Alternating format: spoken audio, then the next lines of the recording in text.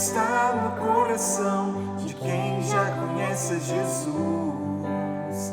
A verdadeira paz só tem aquele que já conhece Jesus. O sentimento mais precioso que vem do nosso Senhor é o amor que só tem quem já conhece Jesus.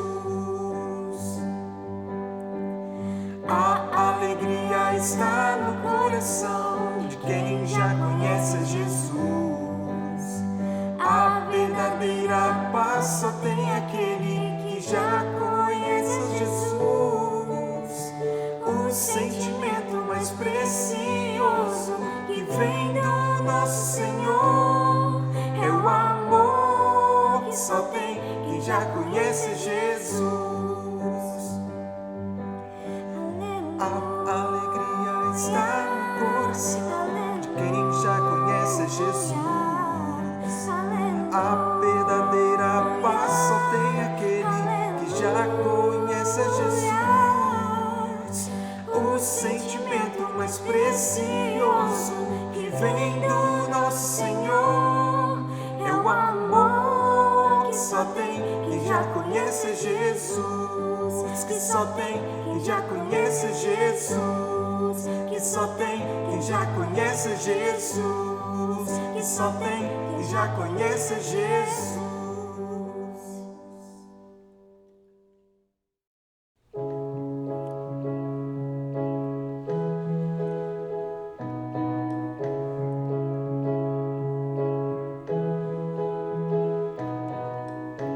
Tu és a minha porção, tu és a minha herança, tu és o meu socorro nos dias de tribulação. Mesmo que meus pais me deixem, mesmo que amigos me traiam, eu sei que em seus braços eu encontro salvação. Ainda que a figueira não floresça, ainda que a videira não dê o seu fruto, mesmo que não haja alimentos nos campos, eu me alegrarei em ti.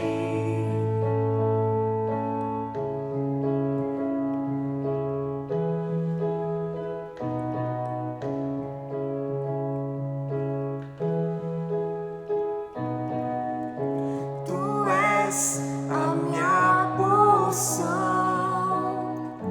tu és a minha herança, tu és o meu socorro nos dias de tribulação.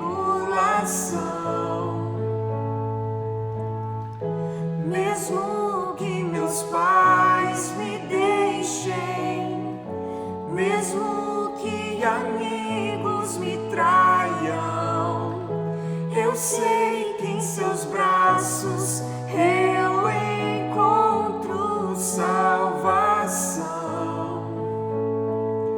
Ainda que a figueira não floresça, ainda que a videira não dê o seu fruto, mesmo que não haja alimento nos campos, eu me alegrarei em ti.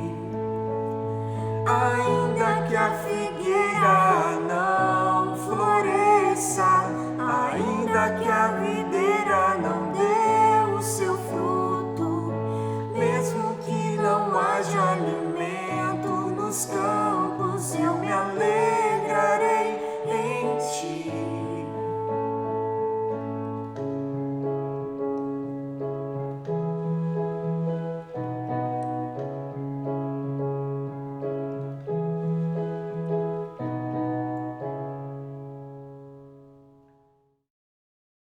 Meus amados irmãos, Que a graça e a paz de nosso Senhor e Salvador Jesus Cristo permaneçam sobre as nossas vidas.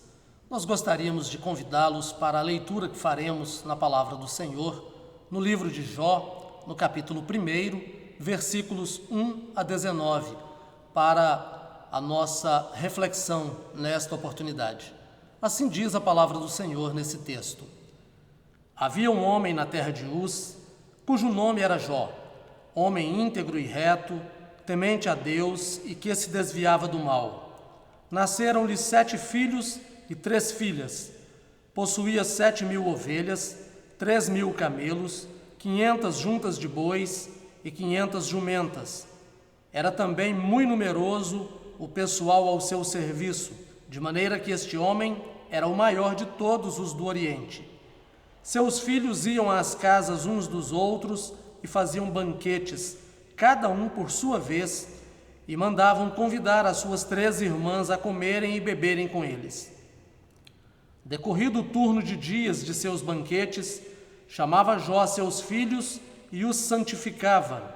Levantava-se de madrugada e oferecia holocaustos, segundo o número de todos eles, pois dizia: talvez tenham pecado os meus filhos e blasfemado contra Deus em seu coração. Assim o fazia Jó continuamente. Num dia em que os filhos de Deus vieram apresentar-se perante o Senhor, veio também Satanás entre eles. Então perguntou o Senhor a Satanás: de onde vens? Satanás respondeu ao Senhor e disse: de rodear a terra e passear por ela.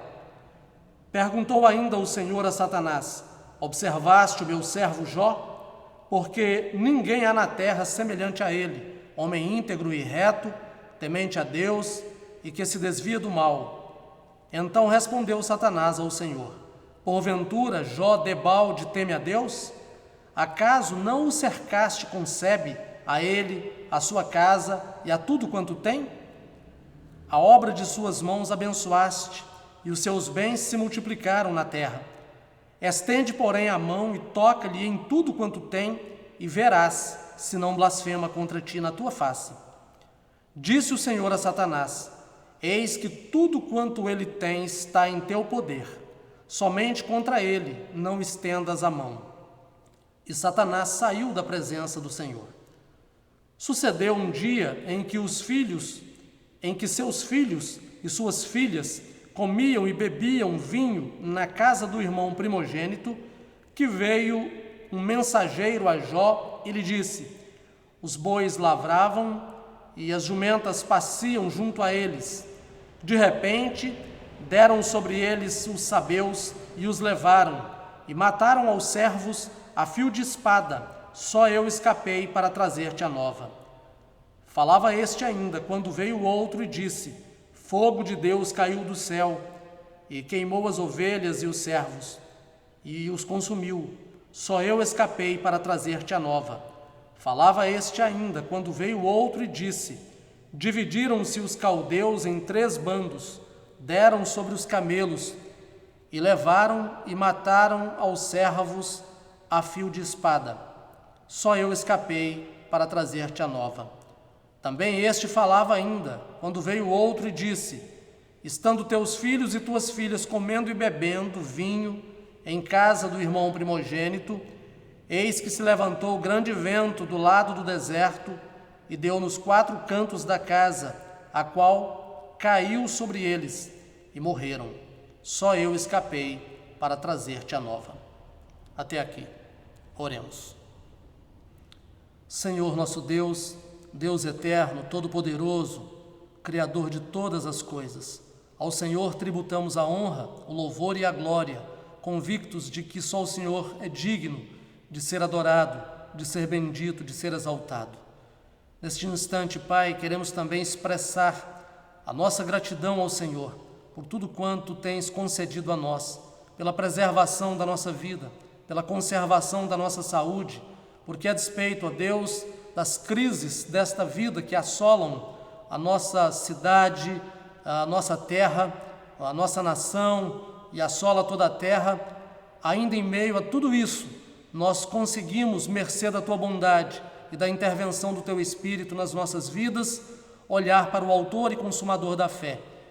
E podemos afirmar que o nosso coração, a despeito de todas as adversidades, transborda da alegria que vem do Senhor.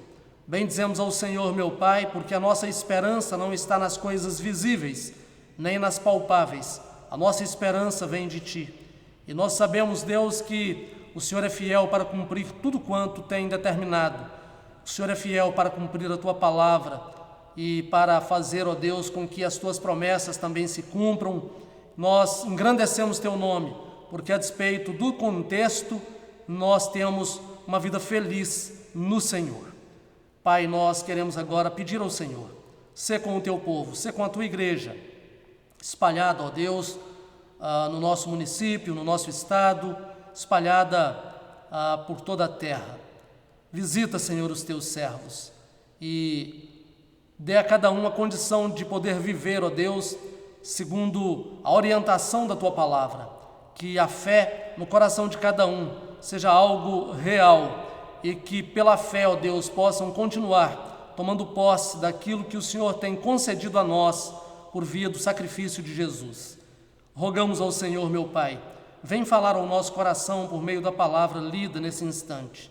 Tem misericórdia de nós e a despeito, ó Deus, da nossa pequenez, da nossa limitação, fala, Deus, ao nosso coração, edifica o Teu rebanho para o louvor da Tua glória e o êxito das nossas vidas, hoje e sempre, no nome precioso de Jesus.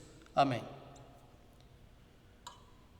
Queridos, o livro de Jó não tem uma autoria atribuída, a autoria não é identificada, conquanto possa inclusive ser o próprio Jó o autor desse livro que traz o seu nome. E esse é um dos livros, se não o mais, um dos mais antigos do cânon, dos livros que integram a Bíblia.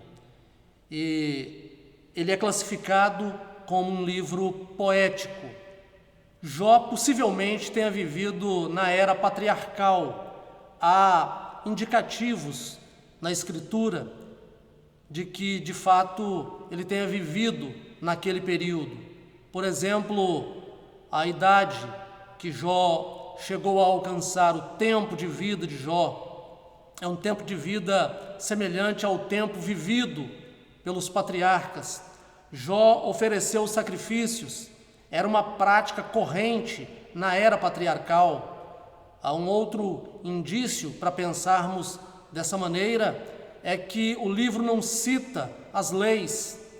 É também algo comum na era patriarcal, haja vista que as leis ainda não tinham sido dadas por Moisés, dadas por Deus a Moisés e assim por Moisés ao povo de Israel, ao povo de Deus, a nação criada por Deus como o seu povo. Certamente o texto que nós lemos narra o princípio das dores na vida de Jó, o princípio do tempo da sua provação, o princípio do sofrimento conhecido por quase todos nós, certamente, o sofrimento de Jó, e às vezes até corriqueiramente as pessoas dizem que alguém tem sofrido como Jó. Há um paralelo em Jó quando se fala acerca de sofrimento. E o texto que nós acabamos de ler traz justamente o registro do princípio desse sofrimento, do princípio da provação experimentada por Jó, vivenciada por esse homem, servo de Deus, chamado Jó. E com base no texto que nós lemos, nós podemos entender, podemos compreender que o justo também sofre. E é precisamente sobre isso que nós gostaríamos de falar. O justo também sofre. O justo também sofre, em primeiro lugar, considerando o texto, porque o bom caráter não impede as aflições. Ter bom caráter não significa estar isento das possibilidades de sofrimentos e de aflições nesta existência. Jó era um homem de bom caráter. O caráter de Jó não era atestado apenas por si mesmo ou pela sua família, pelo seu círculo de amizades, pela vizinhança. O caráter de Jó, o bom caráter de Jó, foi atestado pelo próprio Deus. Quando nós observamos logo no início, a palavra do Senhor diz que Jó era um homem íntegro e reto, temente a Deus e que se desviava do mal. O próprio Deus, no seu diálogo com Satanás, quando Satanás comparece com os filhos de Deus na presença do Senhor, o Senhor menciona acerca de Jó e pergunta a Satanás se ele tem visto o seu servo Jó. E sobre Jó, ele vai dizer que não há homem semelhante a ele em toda a terra. E o Senhor vai dizer que ele é homem íntegro e reto, temente a Deus e que se desvia do mal. O caráter de Jó é conhecido por Deus e é um caráter aprovado por Deus, elogiado por Deus. O próprio Deus é quem fala que Jó é um homem reto, que Jó é um homem íntegro, que Jó é uma pessoa de bom caráter. Mas nem por isso, ainda que sendo um homem de bom caráter, Jó estava isento das angústias desta vida. O seu coração não estava isento de ser dilacerado pela dor. A sua alma não estava livre da possibilidade das angústias. Temente a Deus, reto, que se desviava do mal, justo, mas sujeito também ao sofrimento. O justo pode sofrer. O justo também pode sofrer.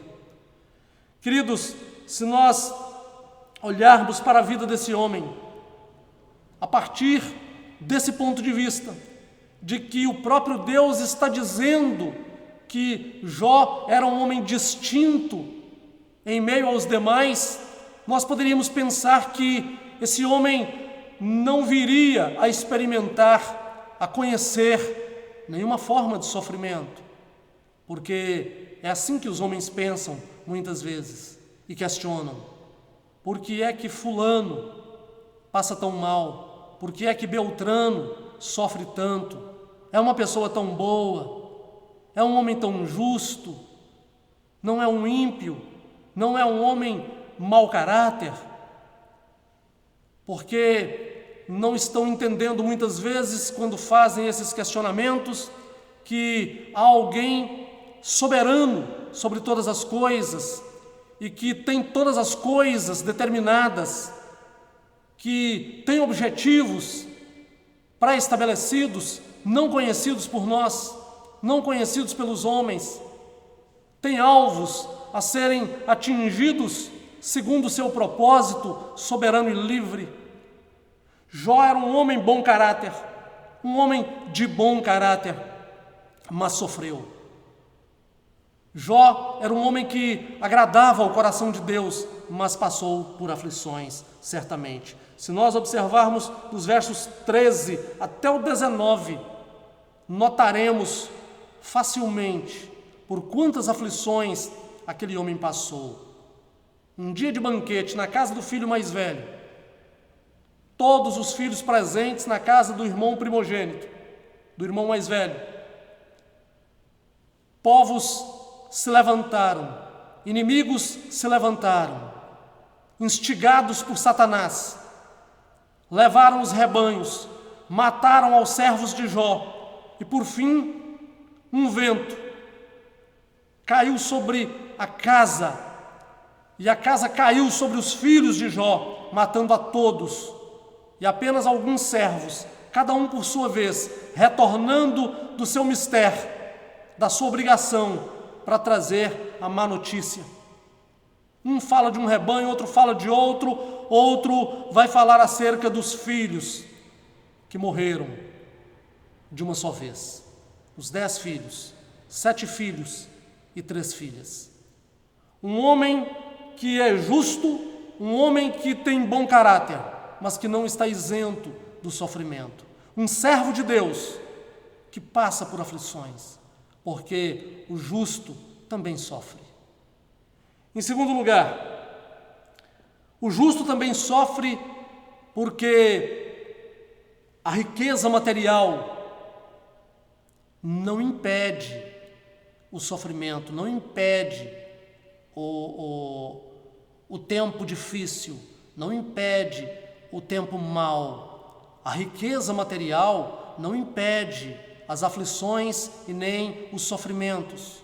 O dinheiro não pode evitar que uma pessoa passe por sofrimento, ainda que seja todo o dinheiro.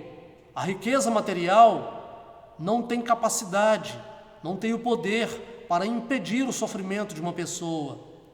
Uma pessoa, quem quer que seja, pode possuir muitos bens, pode possuir muito dinheiro, pode inclusive ter muita influência junto aos círculos do poder. Isso não fará a menor diferença se ela tiver de enfrentar algum tipo de sofrimento. Jó também, conquanto fosse um homem rico, não era apenas reto, justo, não era apenas temente a Deus e nem apenas se desviava do mal. Era um homem rico, um homem de posses, um homem de dinheiro, um homem com muitos empregados. No entanto, a despeito da sua riqueza, também experimentou o sofrimento, também passou por angústias extremas na sua vida. No verso de número 3, nós vamos observar quanta riqueza ele possuía em termos de rebanhos. Diz a palavra que ele possuía 7.000 ovelhas, 3.000 camelos, 500 juntas de bois e 500 jumentas. E o pessoal a seu serviço era muito numeroso, diz a palavra do Senhor. Um homem riquíssimo, era simplesmente o maior dentre todos do Oriente. Entretanto, um homem visitado pelo sofrimento, um homem visitado pela angústia, um homem que recepcionou em seu lar um tempo de extrema dificuldade, dias de lágrimas, dias de uma angústia incontável, imensurável. Um homem rico, um homem com posses, um homem que podia pagar para não sofrer, considerada a concepção dos homens, especialmente a concepção do homem natural, o homem que não conhece a Deus, o homem que não se dá contas de que apenas um é soberano, não se dá conta de que só Deus pode governar todas as coisas e governa a seu bel prazer. Deus é todo-poderoso sobre todas as coisas. Jó era um homem rico, maior, diz a palavra, o maior dentre todos no Oriente. Mas não pôde, com o seu dinheiro, com os seus bens, impedir os dias de sofrimento. Quantos nos nossos dias também têm sofrido, mesmo tendo dinheiro? Nós precisamos ajustar a nossa vida e entender que quem pode aliviar-nos do sofrimento é só Deus, não são as riquezas, nem mesmo o nosso bom caráter. Só Deus, segundo a sua vontade, no tempo pré-estabelecido, no tempo já determinado por Ele. Em terceiro lugar, precisamos entender que o justo também sofre, porque a fé, nem mesmo a fé, pode impedir que tenhamos perdas nesta vida. A fé não pode impedir as perdas desta existência. Às vezes nós ouvimos pregações diversas de um pseudo-evangelho, de um evangelho paralelo, ensinando as pessoas que servo de Deus não sofre, ensinando às pessoas que, se elas se fizerem membros desta ou daquela denominação, não passarão por sofrimentos, não conhecerão a pobreza material. E eu queria saber onde é que está isso na Bíblia. Um evangelho de fato paralelo, um evangelho barateado, um evangelho sem cruz, não pode ser chamado de evangelho. Não há evangelho sem cruz, não há evangelho sem sofrimento, ainda que o nosso sofrimento não sirva para o propósito do pagamento para uma vida feliz, para uma vida sem dor, para uma vida sem lágrimas, sem choro. sem morte, sem doença, para a vida eterna. O nosso sofrimento não serve, ainda que seja deliberado, ainda que seja proposital, não serve ao propósito do pagamento para a nossa vida eterna. Esse sofrimento, Jesus já passou por ele. Quem pagou para que pudéssemos alcançar uma vida de êxito e uma vida sem os efeitos do pecado foi Jesus Cristo. Ele já pagou por nós. O alto preço dos nossos pecados foi pago na cruz. O Evangelho verdadeiro ensina isso. Não há Evangelho verdadeiro sem cruz. Não há Evangelho verdadeiro sem o sofrimento de Cristo. E Jesus disse que no mundo nós teríamos aflições. E Ele disse que quem quisesse segui-lo deveria tomar a sua cruz, deveria ir após Ele, deveria segui-lo, levando a sua própria cruz, dando-nos o entendimento de que a nossa vida precisa ser uma vida de abstenções em muitas áreas, em muitos aspectos. A disposição de abrir mão daquilo que impede uma comunhão com Deus, comparando a vida de quem se propõe a andar com Jesus à vida daqueles que deliberadamente e de propósito não querem andar com o Senhor e não dão vazão à sua voz, à sua palavra. Certamente a vida de quem teme e serve a Deus é uma vida mais difícil. Olhando com os olhos carnais, é uma vida de perdas, alguns diriam. Na verdade, é uma vida maravilhosa, uma vida bendita, uma vida livre, verdadeiramente livre. Fomos libertos por Cristo Jesus dos grilhões que nos prendiam, que nos amarravam, que nos trancafiavam ao reino das trevas. Jó era um homem rico, mas a despeito disso, não deixou de ter as suas perdas nesta vida, perdas terrenas. Sua riqueza material não pôde impedir que ele passasse pelo sofrimento, que sofresse as perdas que sofreu nessa existência. Não foram apenas perdas materiais.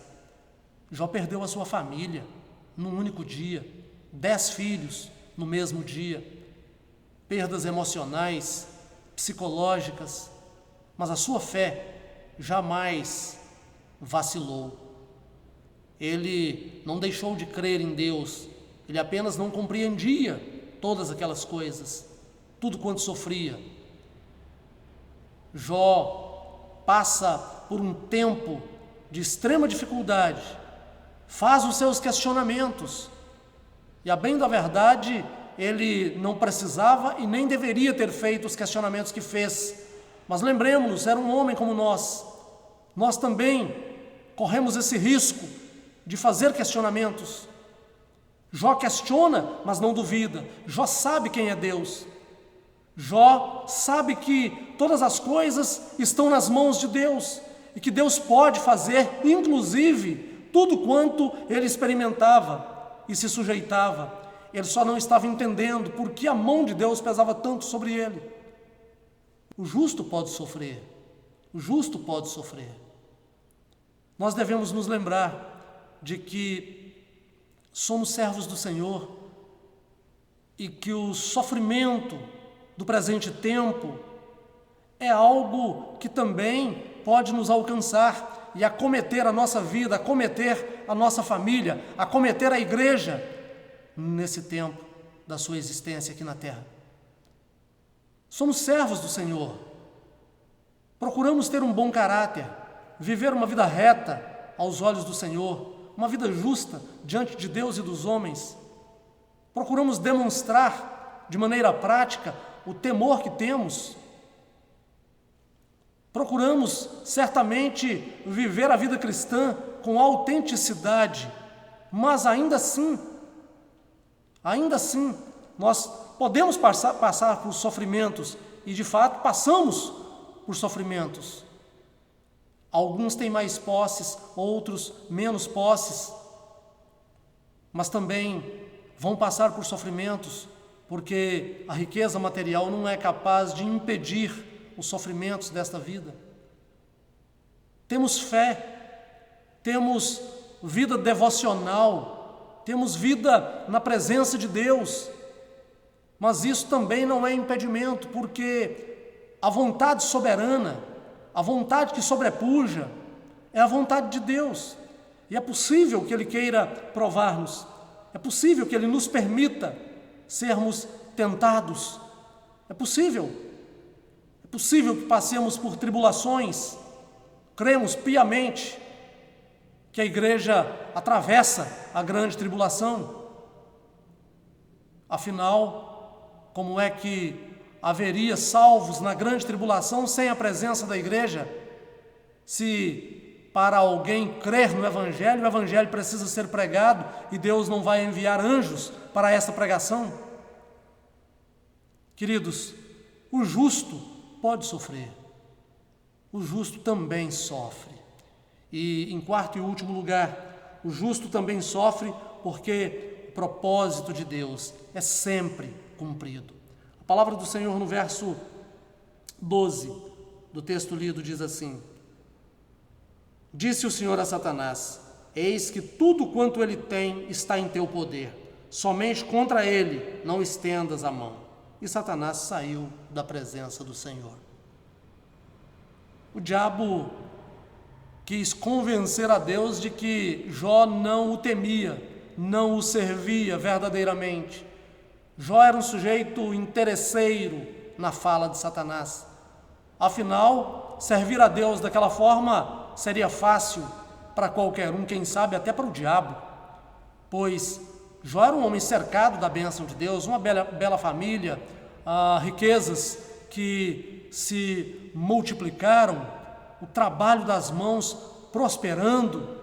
Como não servir a Deus? Como não temer a Deus? Essa era a fala de Satanás. E Deus então diz a Satanás: tudo quanto ele tem está em teu poder, está em tuas mãos. Só não toca nele, mas nos bens pode tocar. Deus sabia quem era Jó. Deus certamente sabia quem era seu servo, verdadeiramente transformado, um homem que tinha intimidade com Deus. Queridos, a devoção de Jó permaneceria a mesma, mesmo depois das perdas. Tanto é verdade que quando ele recebe todas aquelas notícias, ele vai reconhecer que Deus deu e Deus tirou. Ele vai reconhecer que ele saiu nu do ventre de sua mãe e que vai voltar, vai morrer nu. Ele não tinha nada quando chegou e o que ele recebeu aqui, ele não levaria. E ele bendisse a Deus.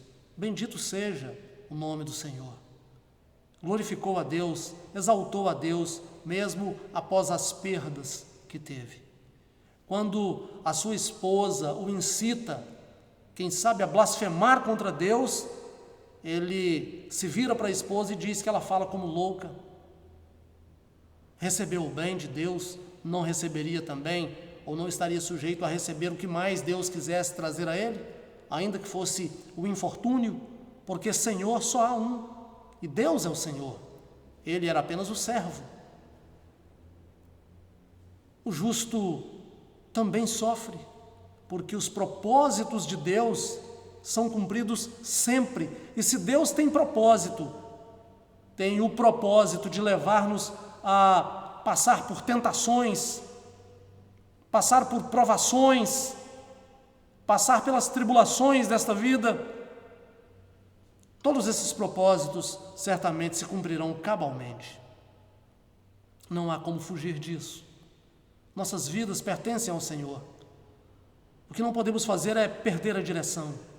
Ainda que sejamos atribulados, ainda que experimentemos dias mais difíceis e dias mais fáceis, ainda que vivamos um tempo com grande fartura, com grande abundância de todas as coisas, de víveres e dos bens materiais, e ainda que possamos viver num outro tempo, à beira da miséria, sem os bens materiais e uma escassez que machuca a alma, ainda que possamos viver assim, Não podemos tirar os olhos do autor e consumador da fé.